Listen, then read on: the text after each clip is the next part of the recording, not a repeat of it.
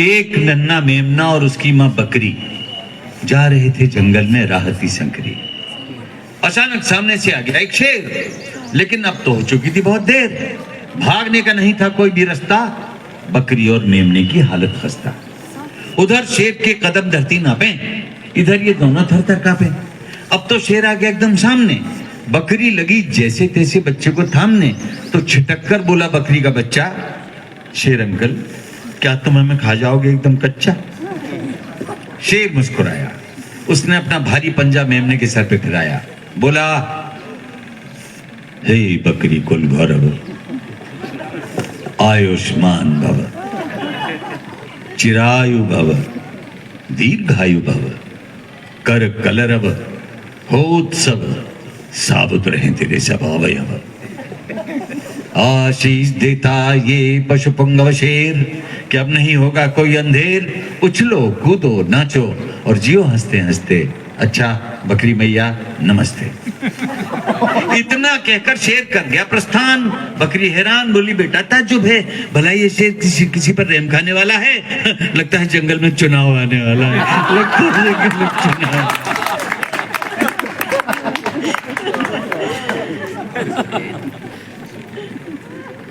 सब फोटो खींचने में लगे हुए हैं, इससे मेरी तालियां मार खा जाती है।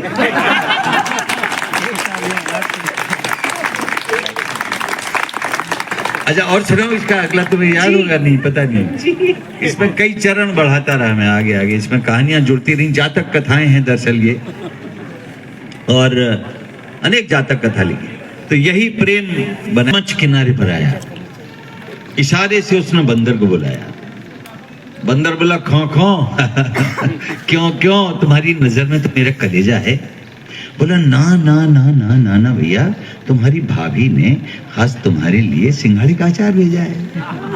बंदर सोचे क्या गड़बड़ झाला है, लगता है जंगल में चुनाव आने वाला है। लेकिन प्रकट में बोला अचार, वो भी सिंघाड़े का, यानी नदी के कबाड़े का। बड़ी ही दयावान तुम्हारी मादा है, लगता है शेर के खिलाफ चुनाव लड़ने का इरादा है। बोला कैसे जाना ऐसे जाना ऐसे। अब व्यंग्य पे आशीर्वाद यहां चाहूंगा मैं आपका। कैसे जाना? बोला ऐसे जाना कि आजकल भ्रष्टाचार की नदी में नहाने के बाद जिसकी भी छवि स्वच्छ है वही तो मगरमच्छ है। शेर ने कुएं में झांका, वहां पहले से बैठा हुआ था एक शेर बांका।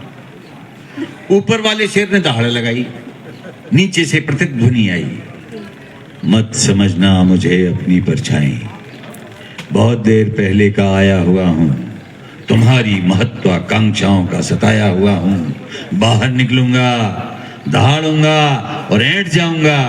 हाँ 300 करोड़ दिलवा दो तो फिर से पानी में बैठ जाऊंगा।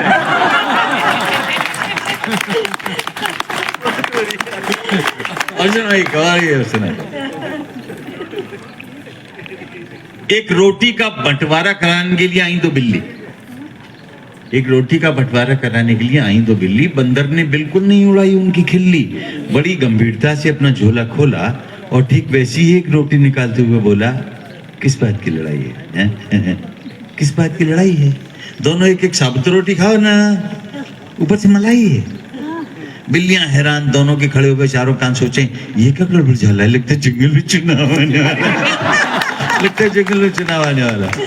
पास में बैठा हुआ दूसरा बंदर बोला, देखिए क्या है, और ठीक पहुंचाना है, और तुमको रहस्य बतलाना है। जो असंभव था वो संभव हो गया है। अब भेड़िया दल भ, गीदड़ दल ग, तेंदुआ दल तुम और घोंदुआ दल पू का हमरे बानर दल में विलय हो गया है। इस जंगल का राजनीति में, जंगल का पॉलिटिक्स में जितना भी अनाथ है, कठोर हो या मुलायम, सब हमरे साथ है। इस जंगल से आतंकवाद को मिटाना है और जैसे भी हो इस जाइंट मोर्चा को जिताना है। तुम हमारा पड़ोसी हो और रसलबाजी की शेर का मौसी हो, जितना वोट दिलवाओगी उतना चूहा पाओगी। तो तरह तरह के नारे और तरह तरह के वादे। दिवाकर साहब तरह तरह के नारे और तरह तरह के वादे और नाखूनों में छिपे हुए खूंखार इरादे। चूहों से कहा गया चील नहीं होगी, और चील से कहा गया चूहा सप्लाई में डील नहीं होगी। मधुमक्खियों से कहा गया भालुओं से तुम्हारा प्रोटेक्शन होगा, और भालुओं से कहा गया सारी मधुमक्खी क्षेत्रों पर तुम्हारा रिजर्वेशन होगा। हिरणों से कहा गया जंगल के जीवन में अहर्निश सवेरा होगा, और हम जैसे उल्लुओं से कहा गया अजीत दिन में भी अंधेरा होगा। उधर झूमता हुआ उन्माद में शेर आया अपनी माद में, बोला ओ पूरा जंगल घेरनी मेरी स्वीट हार्ट शेरनी, आई लव यू, इलो इलो। शेरनी बोली आई लव यू टू, इलो इलो, पर आज कुछ लग रहा है ढीलो ढीलो। ढीलो ढीलो तो लाइक बिस्की पी लो। शेरनी बोली बिस्किट तो जरूर पिलाऊंगी, उसमें बर्फ और सोडा भी मिलाऊंगी, पर मुझे भी तो कुछ दिला दो, एक ताजा मुलायम सा खरगोश खिला दो। तो सिंघनी के कान में हुआ था फुसफुसाहट का सिंगनाद। अब देखिए फुसफुसाहट का सिंगनाद कैसा होता है। सिंघनी के कान में हुआ था फुसफुसाहट का सिंगनाद, खरगोश तो खिलाऊंगा डार्लिंग चुनावों के बाद।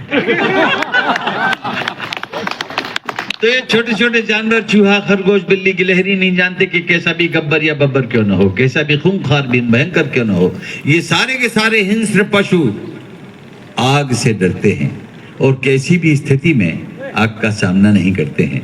जिस दिन भी जंगल की जनता में आग की चेतना वाली एक भी मशाल आ जाएगी, सच कहता हूं उस दिन से जंगल की निजामत बदल जाएगी।